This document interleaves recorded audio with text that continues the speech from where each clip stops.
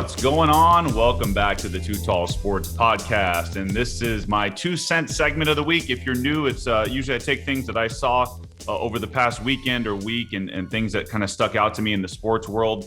And we're going to do a lot of mostly football today, just because there were a lot of big games over the weekend, college and pro.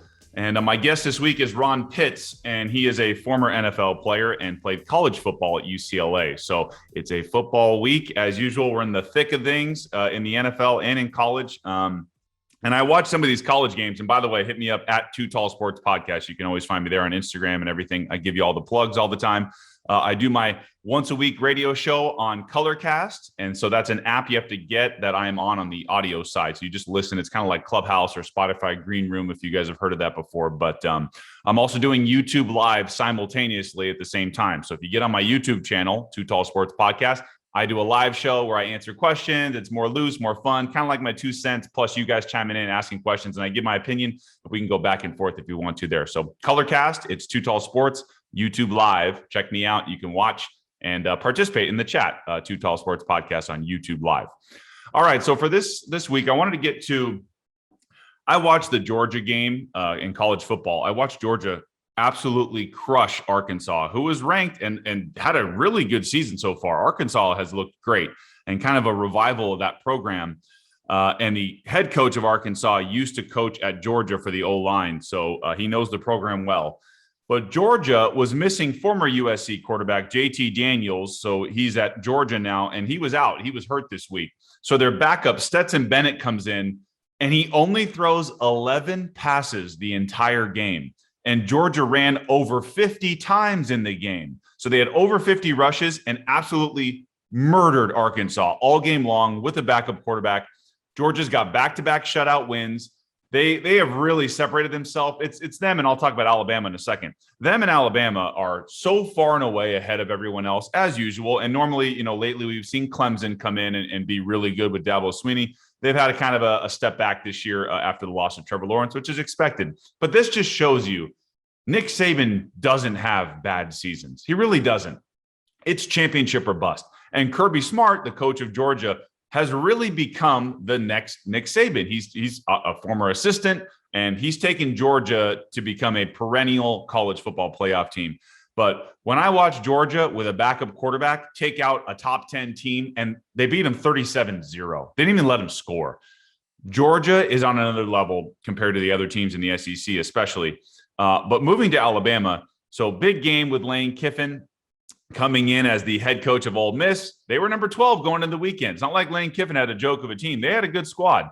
And Alabama just made them look miserable. Like they blew them out. They had a couple garbage touchdowns at the end for Ole Miss. But in reality, Alabama made them look miserable. And Nick Saban improves to 24-0 when going against former assistant coaches that are now head coaches at other programs. I don't know who's going to be able to beat Saban. I think that's what this is all about. He's had a lot of great coaches come through his system and maybe revitalize their career, kind of like a Steve Sarkisian, who's at Texas now, the former USC guy who had some issues at some booster events. We'll just say that.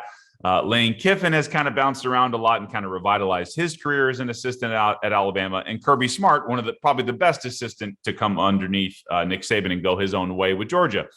But I know Lane Kiffin wanted this game badly, and he just didn't have a chance. You just don't have the horses. Alabama's got guys that other programs just can't get.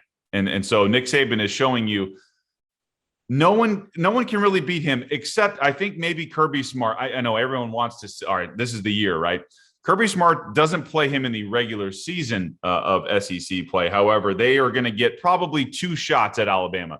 Georgia will probably play, as long as they're both undefeated all the way through, Alabama in the SEC championship game. And then they will get a chance to meet again in the college football playoff, because even if Georgia lost to Alabama, they'll probably get another shot in the college football playoff. So that would be two chances for Kirby Smart. But Nick Saban's 24-0 again against former assistants. So very unlikely to happen. Big wins for Iowa this past weekend. Even though they only beat Maryland, but they're 5-0, and I think they get this will be a fun test. You get 5-0 Iowa, number 3 in the country, against Penn State, who's also 5-0. They're number 4 in the country. And so Iowa gets to host Penn State. Penn State's had some nice wins this year. They beat Wisconsin to open the year while they were ranked. Obviously, Wisconsin has fallen off. They beat Auburn, which was a big win, and Indiana was ranked to start the year. So Penn State's 5-0 going into a huge matchup, number 3 Iowa against Penn State. That'll be a fun one this coming weekend. Cincinnati had a big win against Notre Dame, proving as usual, in my opinion, Notre Dame is usually a fraud compared to the other big programs in the country. But hey, Cincinnati moved up to number 5 in the country. They're 4-0. They had a big win. Of course, Oregon loses a Pac-12 game, takes them out of the college football playoff picture. This always happens to the Pac-12. They lost, and by the way, Oregon lost to a Stanford team that wasn't ranked. So they don't have another ranked game the rest of the year, I don't think, for Oregon. They're not going to make the college football playoff. So I think my main theme that I've noticed every year is that, like I said, Alabama and Georgia are so far ahead of everybody else. Even Iowa and Penn State, they don't even compare to Alabama and Georgia. And that is why, in my opinion, they should leave the college football playoff at top 4 teams. Because honestly, even number 3 and 4 probably don't have a chance against Alabama and Georgia. And I think 3 and 4 will cycle through. These teams are going to go up and down and up and down. Alabama and Georgia are probably both not going to lose this year. So I don't think it makes sense to expand the field to 8. I understand better bowl games and better games that matter and more of a March Madness style. However, I just don't see it for the college football playoff. Number 8, 7, 6, and 5 are definitely not beating the top 2 teams in the country. So I'd prefer to leave the college football playoff at 4. If you have any thoughts on that, hit me up. But I refuse to believe that anybody outside the top 4 has a chance of winning a national championship. They just don't. So I don't want to see that play out. Big game for the Raiders on Monday night. Even though they came in undefeated, losing to the Chargers at SoFi Stadium. Justin Herbert clearly showing everybody he's the real deal. He can let it loose. He's got an easy arm, man. He's got, they love that arm talent word out there. So I think the Chargers are really good. They're going to be tough to beat. Austin Eckler ran one in, and he had 117 yards rushing, and he caught a touchdown as well. They got weapons all over the field. Mike Williams, Keenan Allen, even Jared Cook, former tight end for multiple teams, has found a home with the Chargers. He caught a touchdown. So Justin Herbert looks like to be the real deal.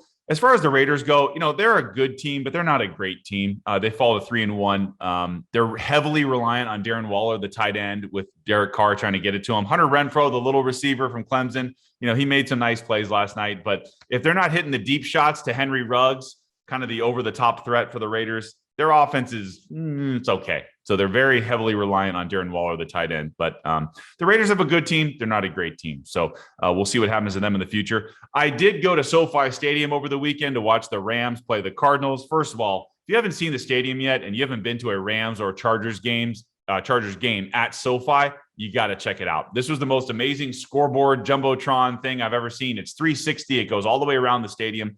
Not really a bad seat in the house there. The concourse is amazing. All the concessions are easy to get to.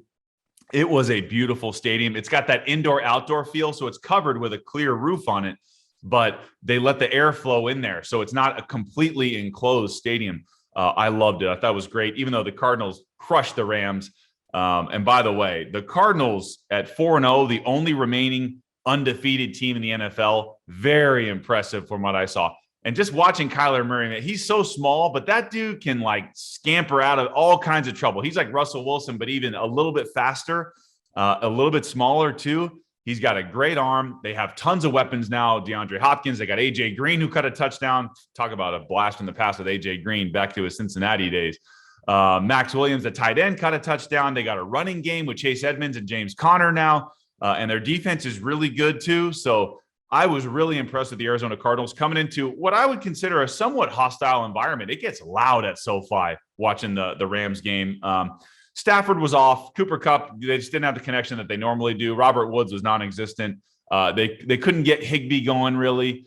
It was and they didn't really have a running game either. It was a tough day for Henderson and Sonny Michel, who fumbled also.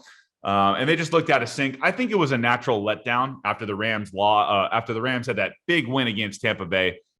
On that Sunday night game or Monday night, I forget.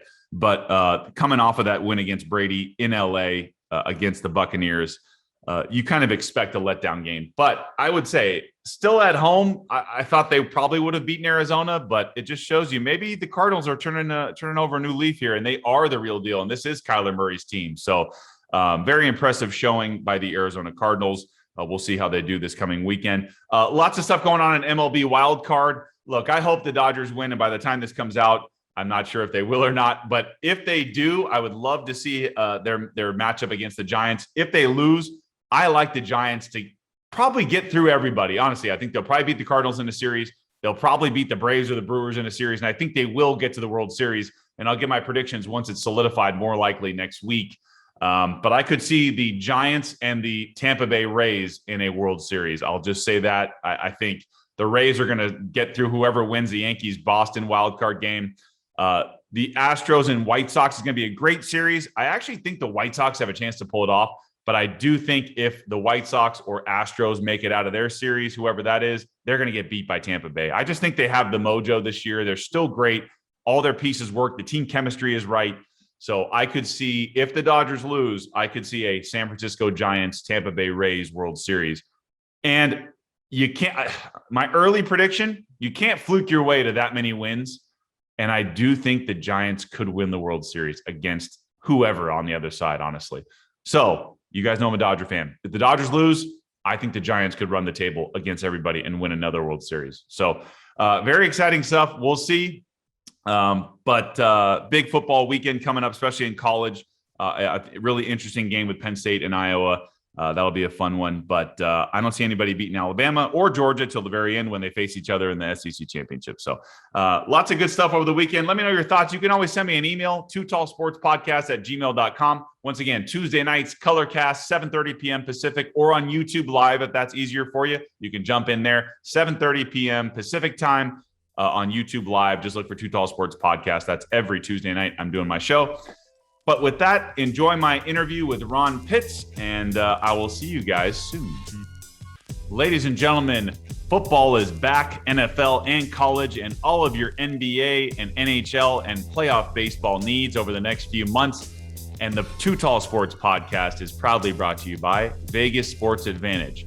VegasSportsAdvantage.com. Use my promo code TOOTALL to get 25% off all of their texting packages. So what that means is they are going to text you right before a slate of games will start. Let's say for football Sunday, the games usually start, the first round starts at 10 a.m. They'll text you at about 9:50, 9:55. You got to be ready on your computer or on your app, wherever you bet your games, whichever sports book or sporting bets website you use your own. This is just a service that's going to text you their top picks based on the algorithm that they have set up. They wait till all the big sharp money comes in, and then they give you their best bet or two right before the games start at different times of the day. So they do text you the picks. You take care of them on your own and bet however much you want. They usually recommend 1 or 2 units of your normal, $50, $100, whatever you like to bet.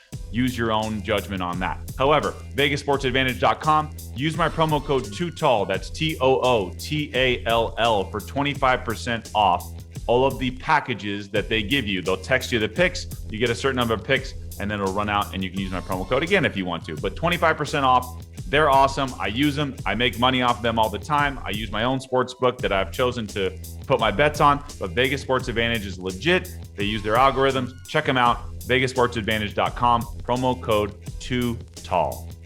Welcome back to the Too Tall Sports Podcast. My interview today is with Ron Pitts. He is a former NFL player. He played for the Packers and Buffalo Bills. He played his college ball at UCLA. He was a defensive back there. And his father, Elijah Pitts, played for the Green Bay Packers during the Vince Lombardi era. So he was a broadcaster with Fox CBS for 20 years or so. So great to have Ron on.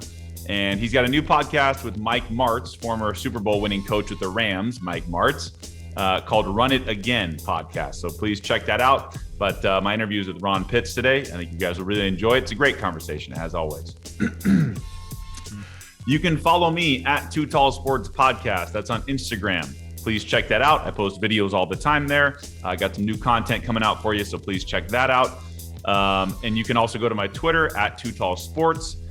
Please subscribe to our YouTube channel if you have not done so already. I'm going to start doing more lives on YouTube Tuesday nights. So I'm doing that Colorcast app where I do my kind of live radio show. It's kind of like my 2 cents, but it's a little more interactive with my listeners. So please check out Colorcast, one word, Colorcast, the app. And I go on there and just look for the Too Tall Sports tile at 7:30 Pacific time. But I'm also doing YouTube Live. So you can check me out on YouTube Live as well, Tuesday nights at 7:30 p.m. Pacific time. And as far as YouTube goes, please subscribe and leave a comment, share it, like it, all that stuff. Hit the bell notification. We drop episodes every Thursday morning at 9 a.m. on YouTube. On the audio side, we drop them at like 5 in the morning. So you can find those on Apple Podcasts. If you haven't already, subscribe, scroll all the way down on Apple. If you're there right now, hit the 5 stars if you haven't done that already. It really helps the show. Really appreciate it. So hit the 5 stars on Apple. Just type in Too Tall Sports Podcast. We're on Spotify as well. You can follow us on Google Play. We're on Amazon Music. We're on Pandora. Wherever you get your podcast, just type in Too Tall Sports Podcast. We really appreciate the support and enjoy my interview with Ron Pitts. Too Tall.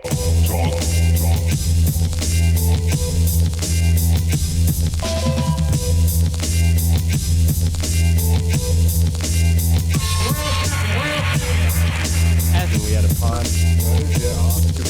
Going crazy.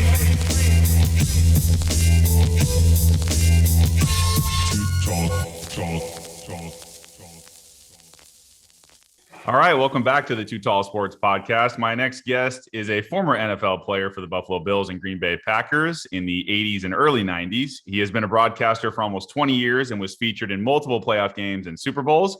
He's worked for networks like Fox, CBS, and ABC with some of the biggest names in broadcasting. And he played his college ball at UCLA and now co-hosts a podcast with Super Bowl winning coach Mike Martz called Run It Again. He is Ron Pitts. What's going on, Ron? Thanks for being here. Hey, Brett. How are you, man? Good, man. Good. Glad to have you. I got to say thanks to Terry and my new buddy Gus Farrat for helping us get this together. So yeah, that's right, man. Terry's great. Gus, I've known Gus for quite a while. So, yep. Excellent. Glad they hook us up. For sure, man. Definitely a lot to get to with you. But I do want to check in because it's the most recent thing that you've been doing is you got a podcast, like I mentioned, called Run It Again with Mike Martz. How did that all come together? And when did you decide to get into the podcast game? Well, I've known Mike since I was doing sideline reporting for Fox and actually, I was commentating games. So we would go in and do a lot of the Rams games and we got to know each other. He'd come into our production meetings. I'd talk to him on the field, on the sidelines, before games, during practices.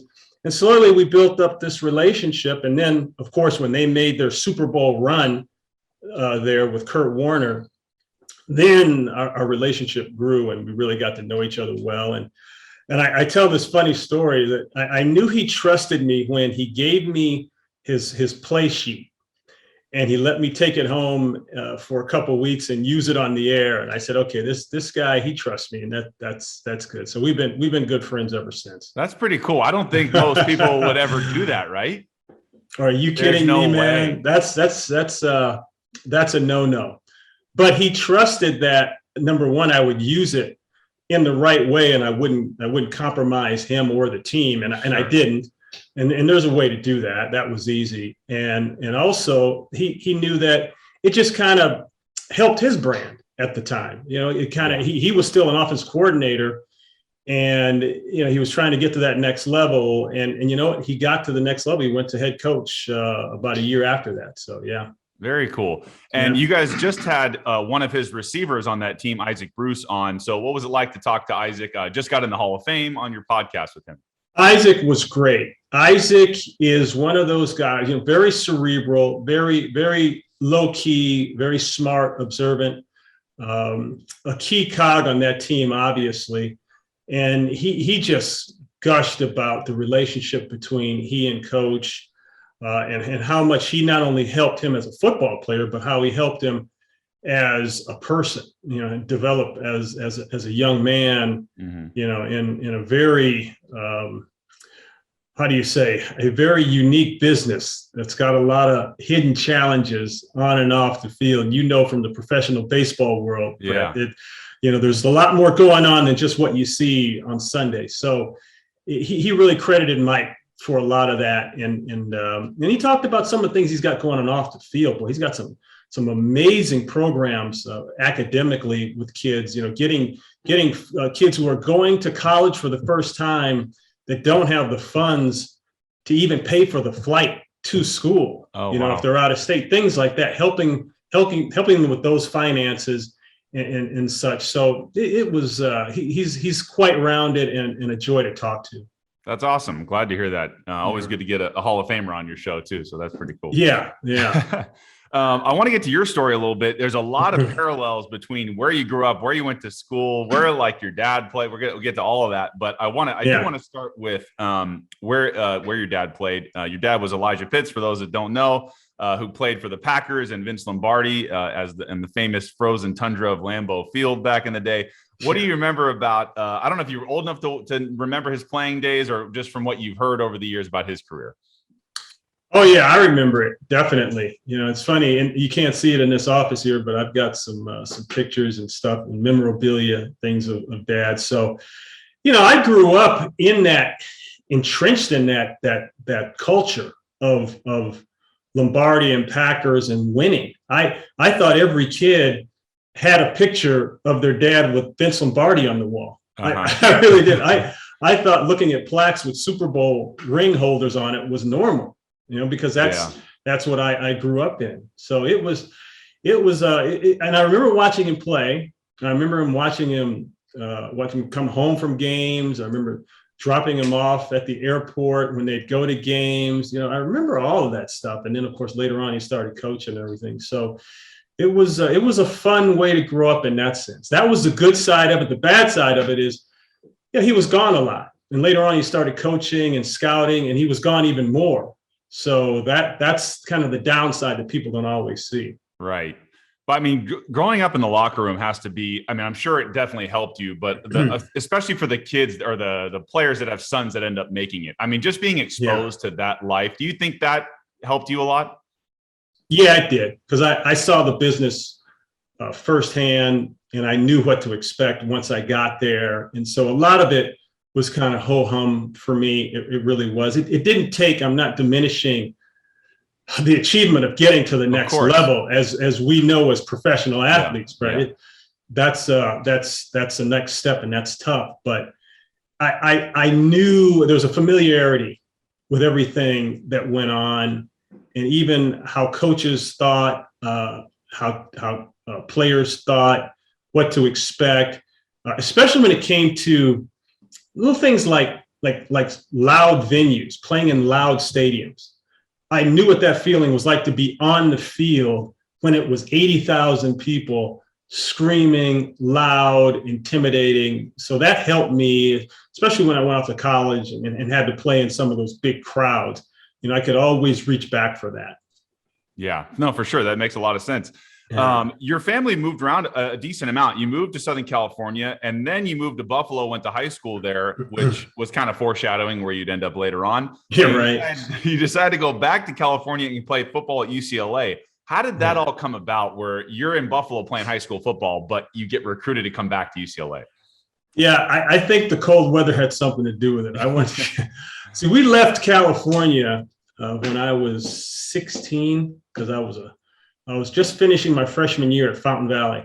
Okay. And, they had a really good program down there at the time. They were, now you hear the schools like Mater Dei and Bosco as these schools in Southern California. But back then, it was Fountain Valley. It was Edison. It was teams like that. Servite was popping then. Yeah. I'm in Orange County, so I know all those. I know you did, right? Yeah, Mater Dei was hot then too, but Mater Dei is still amazing. Yeah, still amazing. But so there was a culture there, and I was ready to go, and the program was great and everything. But the staff got fired from the Rams, and then he took the job with Chuck Knox in Buffalo. So it was like, pack up, we're leaving. And here I am in this Southern California culture at 16 years old. So it was different, but I had a chance to stay back there. Some other schools were looking at me, and it was a tough decision, but in the end, I guess my heart kind of always wanted to come back out this way. I think you made the right choice coming down here. Sometimes I wonder when I pay taxes, but hey, outside of that, true. That's true. I hear you on that. Yeah. You got to play for the late Terry Donahue, who unfortunately passed away a few months ago that I saw at the age of 77. But you guys had some great teams there in the 80s. I think he still has the most wins in school history at UCLA, right? Yeah. You know, he what he was able to do was pretty miraculous, because people look back and they think, oh, well, winning a Rose Bowl and going to a Rose Bowl is easy. You know, you just win a couple games and you do this. But then when you start doing it year after year after year, you know, that's a feat. That's hard to do. It's hard to get there, and it's hard to win it, and then it's hard to repeat it. So what he was able to do is I think miraculous in, you know, just the type of person he was as a recruiter and as a coach. It speaks volumes to his record and what we were able to do during his time there. Yeah, and you guys won some Rose Bowls and some, at the time, Pac-10 championships. What do you remember? What were some of the biggest, I guess, either seasons or games that you remember that were like, man, that I'll always remember that game? Oh boy. You know, the 2 back-to-back Rose Bowls that we won, that was big. And in that era, they won 3 Rose Bowls in 4 years. They set a record for that, set a record for the most New Year's Day game wins and appearances in that time span, you know, in school history. So those are memories that I'll always keep with me. There's a couple games that were just phenomenally big, like going back to Michigan and beating Michigan in Michigan. That's tough to do. And then beating them again when they came out to the Rose Bowl and played us. You know, beating Illinois to win our second Rose Bowl, back-to-back Rose Bowl, and then beating Miami in a Fiesta Bowl. You know, those are top-notch wins. And at the time, though, we thought, well, I think we were all spoiled, and I know our fan base might have been a little spoiled, because that year that we beat Miami in the Fiesta Bowl, we kind of had an off year. We beat SC, but we tripped in some games earlier, and I can't remember what we finished, maybe 7-3, something like that. But people thought before the Miami game, it was, you know, okay, well, we'll just go to the Fiesta Bowl and play Miami. Hey, that's not a bad trip, and not a bad team to have to play in that type of game. For sure. No, I totally agree. And because you brought up the Rose Bowl, I'm just curious. You played in a lot of big venues and big stadiums. Would you say that was your favorite place to play, even though it was home, or is that like, what was that atmosphere like for you? It's great, especially when it's full. It takes on a different personality. You know, when it's not full, it kind of feels like any other stadium, to be honest with you. But when it's full, wow, that place has a magic to it. And especially, you know, back then they were playing that Rose Bowl game, you know, like around 3 p.m. in January. And boy, that sunset, you know, toward the end of the game would look great, especially when you're winning. It looks even better. And so those are all memories, just the smell. Of the paint on the field and the colors, and so many people in the stands. 102,000 people, I believe, at that time is what the stadium held. Just that feeling never leaves you. That's something that you know, I'll always remember. Do you still feel the rivalry against USC? Oh, absolutely. Yeah. That never goes away. Yeah, you know how that is. Yeah. That's forever. Mm-hmm. That's always I didn't go to UCLA, but I kind of grew up on the UCLA side. I prefer them over USC. So I always like when you guys beat them. So it's right. Yeah. So do we. Hopefully this year, this is a good shot. You know, it's always, listen, no matter what the records are, when those two teams get together, anything can happen. Yeah. And I remember my father saying that, you know, whether one team comes in 8-1 and another team is 1-8, anything can go down in that game. Yes, definitely. Yeah. I want to get back to the 1985 draft comes around, and you go in the 7th round to the Buffalo Bills. Of course, now SoCal back to Buffalo again. Of course, they wanted you out there for some reason, right? They just wanted you out there. What do you remember about playing? You know, what was the Bills Mafia like then? And it's very well documented now, but playing in Buffalo, what was that like then? I think then the Bills Mafia was the real mafia. It was real. That was before they had come up with the moniker Bills Mafia. But that fan base, man, is rabid, and they are aggressive and they are intimidating. And I tell you, like, this is going back to what I was saying earlier about growing up in that atmosphere. Yeah. I'd been on that sideline as a high school kid, when that place was full with 80,000 plus when they were playing teams like the Dolphins, big rivalry in the AFC East, teams like Pittsburgh, teams like the Rams, and just the intensity in that stadium. They are right on top of you, and they are it's unnerving. The noise is unnerving once they crank it up. So, and it's funny because Al Davis, when they beat the Raiders one year back there, this is when I was in high school.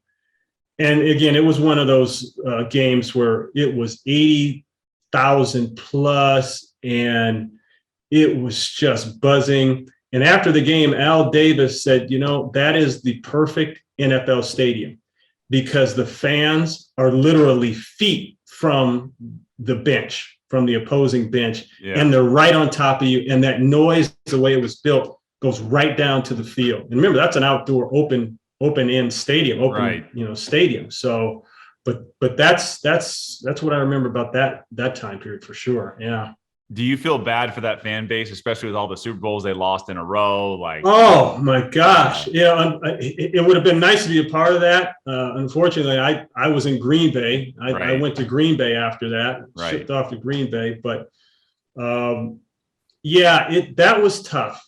And it's one thing to win that many conference championships, but of course, after a while, people want the next level.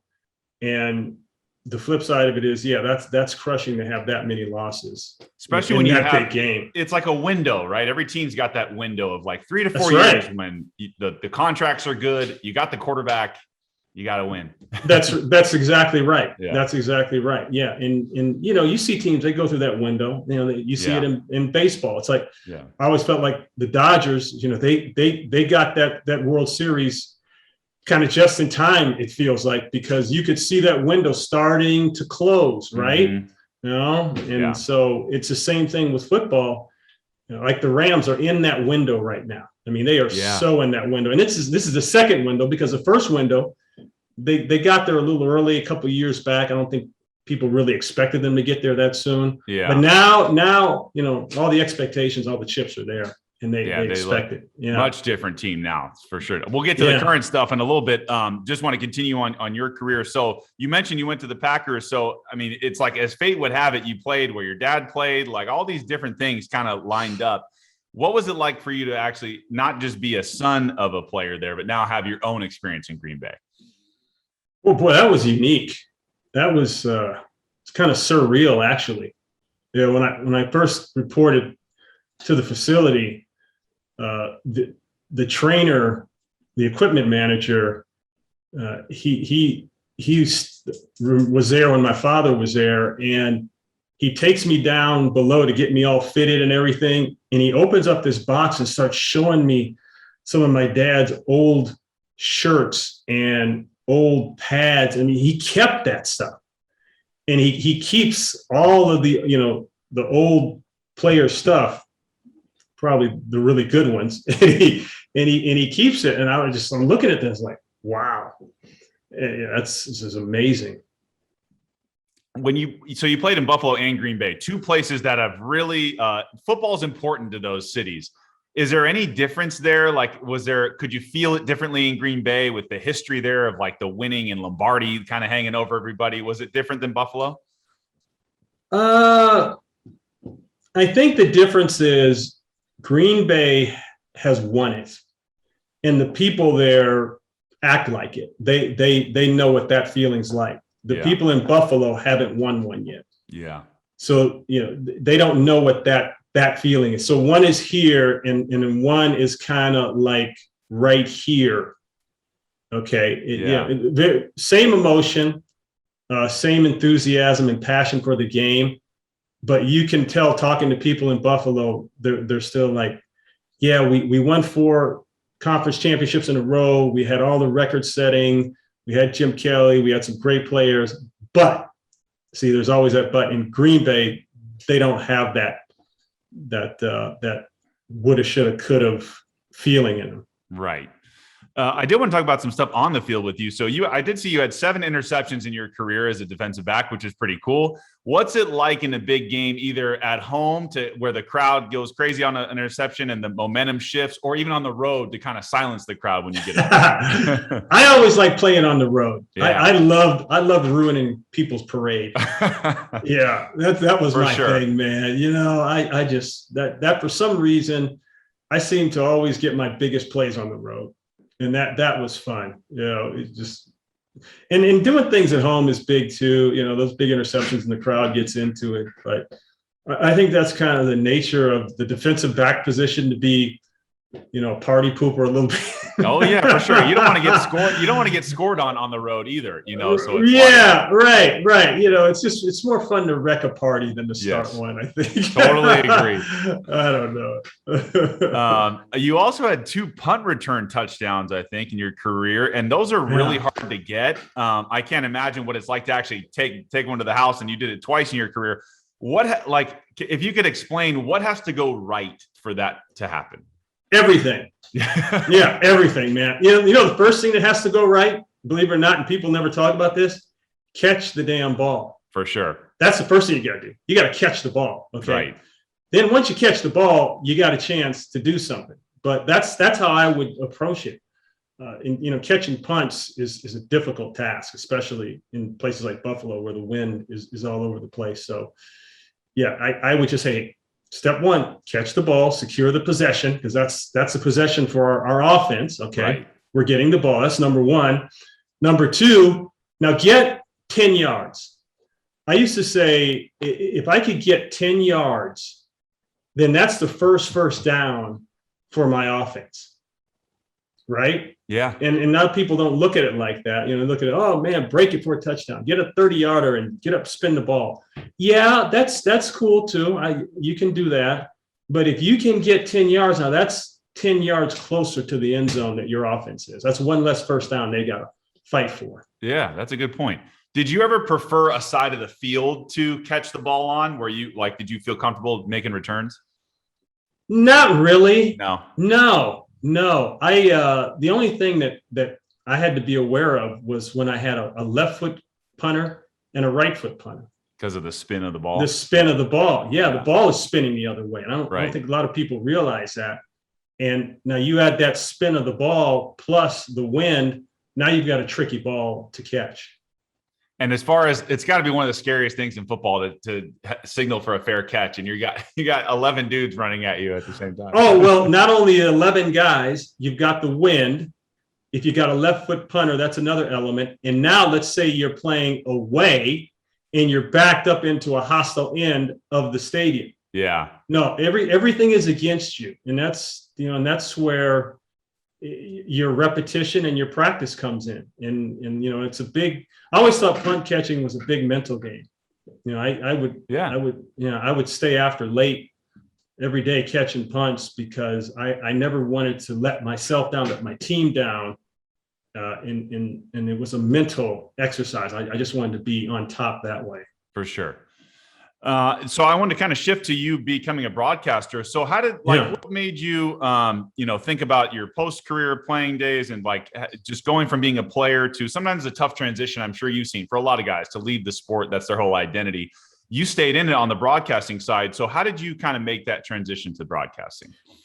Well, this is something I wanted to do in college. You know, I was always kind of pushing in that direction, came out as a communication major, wanted to get into journalism. And I started off in news. A lot of people didn't realize I started off as a news reporter. And I slowly worked my way from there to entertainment reporting. And then kind of the sports thing was the last thing that happened. Okay. Yeah. And I interned a lot. See, that's something that a lot of people, they do it, but back then you didn't get paid to intern. Right. And it was a lot more thankless than it is now. For sure. It was like you show up at 9, We're going to work you till 6. You may get a lunch break, and you're definitely not going to get paid. Yeah. So a lot of people didn't want to do that. Yeah. Yeah. But you had to pay your dues at least in the beginning. That's how it was. Still is like that. Yeah, absolutely. It still is. And, but that's how you learn the business. I learned from the ground up. I learned production. I learned how to log news feeds and sports feeds. I learned directing. I learned, and then most importantly, I learned how to write my own copy, write my own material. And I learned from some really good ones here in the area. Ed Arnold, Stu Nahan, Jim Hill. I mean, those are, growing up here, those are icons, right? And back in the day here in this business, and heck, Jim Hill's still doing it. So I can't believe he's still doing it. Yeah, no, man. And so those guys, that's how I learned the business, and I'm thankful for that. Yeah. And some other big names you got to work alongside. I saw when I was doing my research on you is like Marv Albert's brother, Kenny Albert, who's still announcing. Yeah. John Madden and Pat Summerall, Jim Mora, and of course Mike Martz, who you're partnered with now. Do you have any memories of maybe working with some of those guys over the years? Yeah, I think I did my first NFL game with Kenny Albert, and I think we did it at where was that game? That was in Anaheim. Okay. When the Rams were in Anaheim. That's right. They used to play at Angel Stadium. Yeah, right. Yeah. And it was Rams versus Arizona, I think. And that was my first NFL game. And yeah, I had a chance to work with a lot of guys throughout the years, man. Yeah. And it's been great. Working with guys like the late Dwight Clark with the 49ers. Yeah. I had a chance to do a couple games with Dwight and did a couple games with my old coach, Coach Donahue, and did a year with Marv Levy, another one of my old coaches. So yeah, that was a fun part. That was interesting. I was just curious about the weekly prep leading up to an NFL game on a Sunday. Like how does the week go Monday through Saturday leading up to a game? Oh boy. Well, it's a grind. Yeah. It's kind of like what we do as podcasters, right? Yeah. You got to do your homework, you got to get your stuff together. And so it's a lot of that. People tend to think you just show up and pull out a roster sheet and a flip card and call the game. No, you don't. There's a lot of preparation. I always said it's like taking a final every week for 17 weeks, including playoffs. That's what it's like. Yeah. Like when you cram for a final and for test, sure. That's what the preparation is like. Right. And you got to talk to the players if you can, or the coaches that week if they'll talk to you. Oh yeah. No, you definitely have to do that. Yeah. That goes on. That was something that Madden started. He started having production meetings with teams on site. So it used to be back in the day, the announcers would show up at 6 o'clock on Saturday, drink all night, have a couple steaks, and then they go out and call the game. But now they go in on Thursday nights. Friday, they're meeting with the home team all day, including meetings with the players and coaches. Then on Saturday, they go to the visiting team's hotel, meet with them all day, and then have a production meeting at night that could easily go into the wee hours of the morning. And then you get up and do the game, and you do that every single week. So that's why I say it's like studying for a final every single week for 17 weeks now. Damn. Now that we got an extra game. Yeah. Yeah. That's a lot. That's a lot of work. People don't see that stuff. They just see you on TV and they think it's easy. Oh yeah, of course. Right. Yeah. Right. I want to talk about some current football stuff. So you've seen a few weeks of games now. I know obviously the Rams are doing great. Who do you think are going to be the contenders at the end? I know it's super early, but who do you like so far? Boy.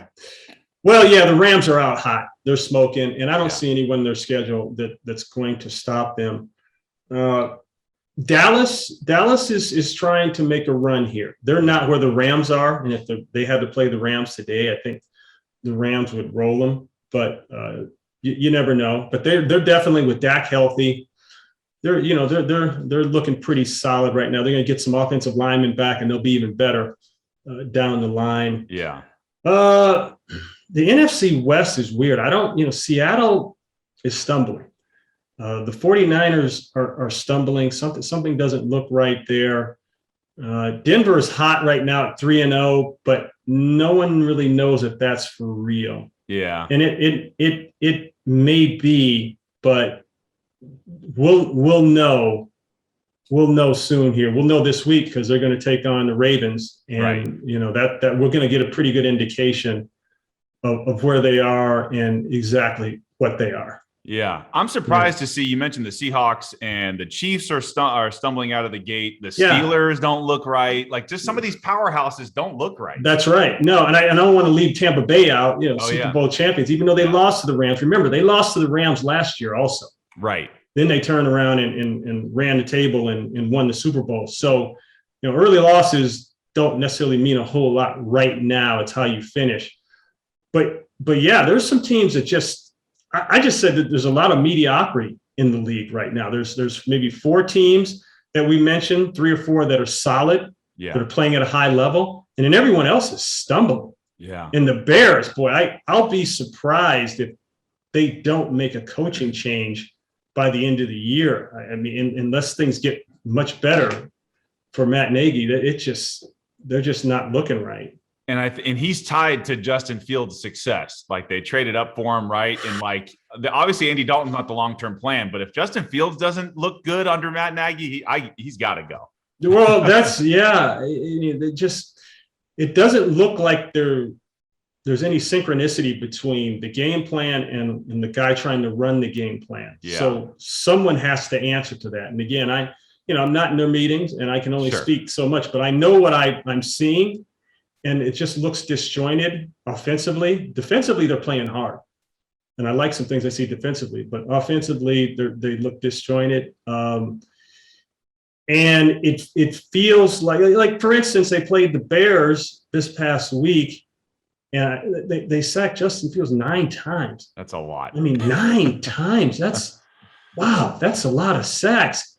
And Myles Garrett, of all people, Myles, who shouldn't be saying a whole lot, but Myles said, yeah, we were surprised that they went with the game plan they went with. We thought they were going to try to get Fields on the edge, but they made him a pocket passer, which, 9 sacks later, you tend to think maybe he's right about that. So, yeah, maybe he's trying, like some coaches, I'm sure you've seen this, try to fit every guy into their system only, and they don't adjust to personnel. That's right. No, I don't think you can do that. I've always been the personnel dictates what you're trying to run. Now, sure, you have a system in place. I get that, but you've got to also know what you drafted and you want them to do what they do best, right? Yeah. So what are your thoughts on rookie quarterbacks? Do you think that some of them are just, the expectation is play right away and then they kind of lose their confidence? Or do you think it's better if they sit, and wait behind, hopefully someone good that's ahead of them? I think you got to throw them in there. I was a big proponent of Tonga Bailoa last year going in. A lot of people beat me up for it, but he went in and he played well. No, he's hurt now, and that's something that he's got to. That's following him in to this league from college. He got nicked up a little bit late there, so he's got to prove he can withstand that and play beyond that. Yeah. But you're going to spend that kind of money, even with a salary cap. You drafted the kid for a reason, right? Get him in the game and take your lumps. Because if you're not going to do that, then why'd you even pick him up? Unless you're sitting like Green Bay was back in the day when they had Favre and then they brought Aaron Rodgers in and he sat for a while. If you want to do that, okay, if you have that luxury, that's different. But I tend to believe, put Trevor Lawrence out there. He's throwing his interceptions. He's making his mistakes. Yeah. But you invested in it. So he's only going to get better one way, and that's playing. That's true. Like Joe Burrow. Okay, now we're starting to see the fruits of Joe Burrow. Of course, excuse me, they brought in Jamar Chase, and that's helped. But the guy's only going to get better by playing. Yeah. He's not going to get better by sitting. the bad teams usually don't have a good quarterback anyway. That's why they're bad. So you got to play them. Right. That's what I think. Anyway. Okay, that makes sense. Yeah. As I noticed that you had two sons. Are they still playing college football right now? One's at UCLA, right? Yeah, one's at UCLA and one is at Sioux Falls University in Sioux Falls, South Dakota. Okay. Yep, Division II. Yeah. Gotcha. Yeah. Okay. Are you? What are your thoughts? How's it been for your son at UCLA so far in this new Bruin era? It's been good for him. He's been playing a lot. He got nicked up in training camp, so he's been slow to get back out. But he worked his way. I'm really proud of him. He worked his way up from a walk-on. Okay, I mean, he said he was so far down on the depth chart that he didn't even think his name was there. But that was 4 years ago, and now he earned a scholarship. He earned all kind of awards and everything, and he really has done a great job. So, and the other one, he got involved in a transfer situation. He transferred out of Arizona, and he went to Azusa Pacific, but Azusa Pacific canceled the program. And he was having a really great year, and he was going into his senior year, and this and that, and then all of a sudden with COVID, they just said, "Oh, we're done." And so that's how he ended up back at Sioux Falls. Oh, wow. That's a big jump from Azusa to Sioux Falls. Oh, that's a huge jump, especially between January and March. That's brutal. That's very tough. Yeah. Just in general, as far as the Pac-12 goes, outside of Oregon, it's a pretty weak conference. What do you think? How do they get back to being great again with, can they match the SEC or the Big Ten? Like, is it even possible anymore? Oh man. I don't, that's a tough question, boy. Oregon has taken off. I remember playing against Oregon, and that was before they redid the stadium. Before Nike went crazy. Yeah, and that place was like, oh gosh, it was like a dungeon. I remember the locker rooms were a weird kind of locker rooms where you went off the field and upstairs, and you got dressed like above where the seating was, the general seating. Oh, wow. Oh my gosh, it was weird. But now, obviously that team is a fine team, and guys like Justin Herbert, they're their staple of what's going on. So yeah, it's going to be tough. That Oregon's going to be solid up there. I don't know what's happened with Washington. Yeah, they seem to have fallen off with Peterson gone. And they were humming for a while, and they're not anymore. And in the South, okay, SC is in transition. Which is a Bruin. I don't mind seeing that, but love that. Yeah, they're in transition. But let me tell you something about transition now. They may come out of this thing a much better team than they went in. So, I caution UCLA fans, don't celebrate too much. Okay, you got to, number one, take care of your house. Number two, you don't know who's going to walk in there as a coach, and they may get it together before the season's out. And then you look at teams that aren't even in the Pac-12.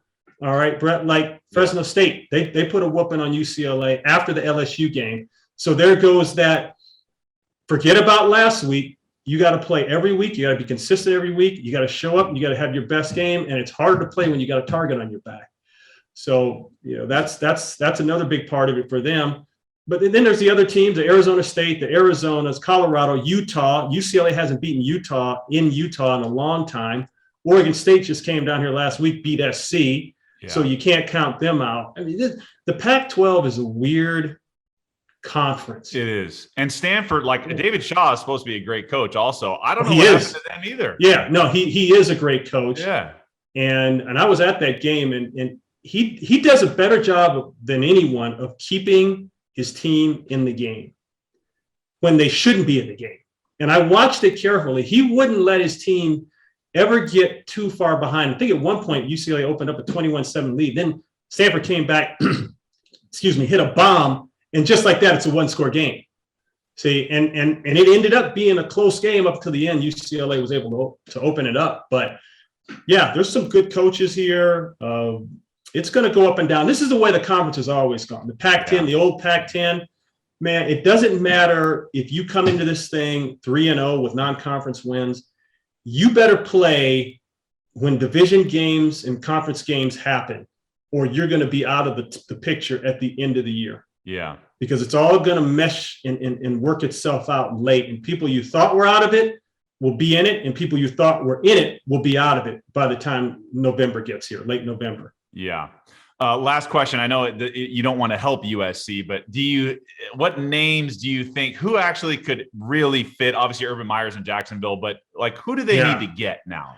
Boy, that's tough. Yeah. I don't know who's out there because see, they had the chance to get Meyer, and I guess Meyer didn't want to go. The rumor I'm hearing, is he can't leave now. But the rumor I'm hearing is the wife wasn't all that keen on LA. I don't know if that's true. That's a lot better than Jacksonville.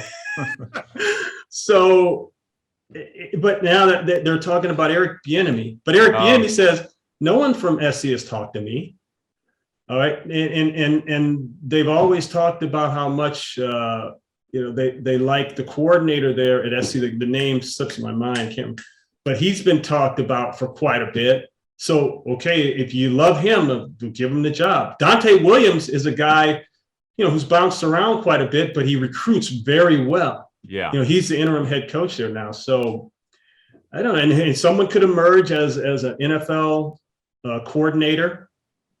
Someone from another program could come. I don't know, but it doesn't appear to be like there's any.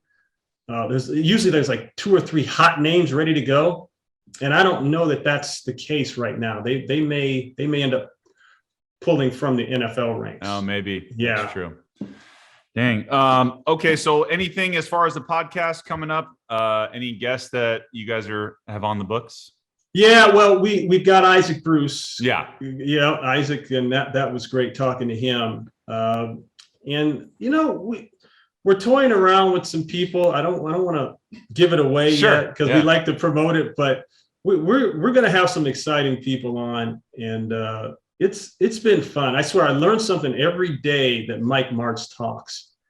He always wants to take us to the next level. Like today, I mean, I'll give you this, Brett, and you'll have it before anyone else will, because we won't even talk about this till the podcast hits. Thank you. But Isaac Bruce brought up this term, land acquisition mindset. And at first I'm thinking, what, are you in the real estate business? What are you talking about, CREs and everything? He said, no, that was what Coach Martz always preached to us. And what that is we are always taking more land as we're going down the field. So if you're up by 20 and clearly this other team didn't show up to play today, we don't go into conservative run game mode and start slowing things down. No, we are always trying to acquire more territory. It's a militaristic mindset to attacking. And that's exactly what Mike Martz was. That's exactly how he coached. That's the Sid Gilman and Ernie Zampese passing philosophy, the vertical passing game. We are always going to assault you. We're throwing the ball up the field. We are attacking you at all times. It's like in baseball, Brett, when a team is loaded up with bats. Okay, you can have a great defense, you can have great pitching, but we are going to get our slugs in, and you're going to have to stop us at the plate. That's it. And once you have that going, man, it's tough to stop a team like that. I like that. That's an interesting way of thinking about like just gaining yards constantly on people, or just always on the attack. Yeah. Right. They never slow it down. They used to call Mike a mad DJ in the club, as his terms of his play calling, because that's how he was. They were talking about, or Isaac was talking about how he'd be tired in the huddle, and all of a sudden Mike would say, "Hey, no, you're not coming out. Let's stay in there. We're going to keep it going." So, man, well, I think I'm actually going to have Mike on my show in a week or two. So you'll love that. Oh, man. Oh, boy. Dropping knowledge for an hour. Yeah. Well, listen, the first, be sure, no matter all the other stuff you talk about, the football stuff and all that, be sure and talk to him about fishing. Okay. And because he's a huge outdoorsman. Okay. Right? Even though I don't fish, so I can ask him about it. But. Yeah, you got to ask him about all that. Yeah, okay. Ask him about up in Idaho and and all that, because he spent some time up there, and he's a huge outdoorsman. So you got to get into that. Thank you for the insight. You'll warm him up. Yeah. Yes. Thank you. Well, Ron, it was great having you on. I really appreciate it. The podcast is called Run It Again Podcast. Real quick, where can they find you or the podcast? runitagainpodcast.com. That's all they got to do. Go there, and they'll see my smiling face along with Coach Martz. And like I said, we got an exciting guest on this week with Isaac Bruce. So they'll be able to check us out. Awesome, man. Well, thank you again, and good luck with the podcast. Brett, thank you, man. I appreciate it. Good luck to you. Thank you. All right. My thanks to Ron Pitts. I really enjoyed that interview. I hope you guys did too. And you can check out his podcast. Just look for Run It Again Podcast. I think you can find it, runitagainpodcast.com. Everything is there. Him and Coach Mike Martz, who I will have on the show very soon. So if you're interested in that Rams Super Bowl run in '99 with Kurt Warner, Isaac Bruce, Marshall Faulk, all the greatest show on turf, Mike Martz is going to be on my show very soon. So stay tuned for that. Might even be the following week. So look out for that episode. But once again, thanks to Ron Pitts. Great episode. Run It Again Podcast with him and Mike Martz. As always, you can follow me at Too Tall Sports Podcast. That's on Instagram. On Twitter, it's at Too Tall Sports. Please check out my YouTube channel, Too Tall Sports Podcast. As always, subscribe, leave a comment, like the video, share it with a friend. We drop episodes every Thursday on YouTube, so check that out. On the audio side, we drop every Thursday, early mornings, like 5 or 6 in the morning on the audio side. So we got Apple Podcasts. I always remind you guys, if you haven't already, scroll down, hit the 5 stars on Apple when you go to our podcast page on the Too Tall Sports Podcast on Apple. Hit the 5 stars, leave a review. That helps as well. So just to get some better exposure for the show. We're on Spotify as well. You can follow us there. We're on Pandora Music. We're on Amazon Music, Google Play, wherever you get your podcasts, we're probably there. Just type in Too Tall Sports Podcast. I will see you next week for another great episode. Have a nice day.